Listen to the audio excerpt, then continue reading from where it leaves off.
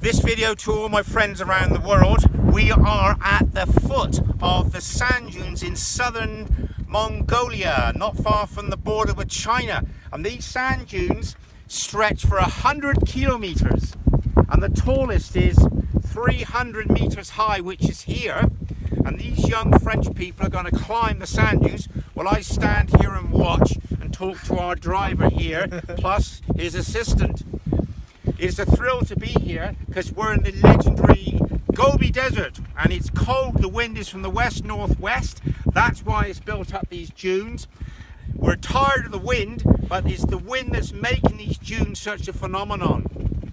So this is a short message from a harsh environment where there's no hot water, where water is scant for showering, for washing clothes and shaving and keeping clean. We're about 12 miles from the Gur, and these two young French people, after they climb the dunes, they're going to hike back 12 kilometers back to the Gur. So it's Michael Turner saying thank you to all my friends, and I hope you enjoy the update of our journey.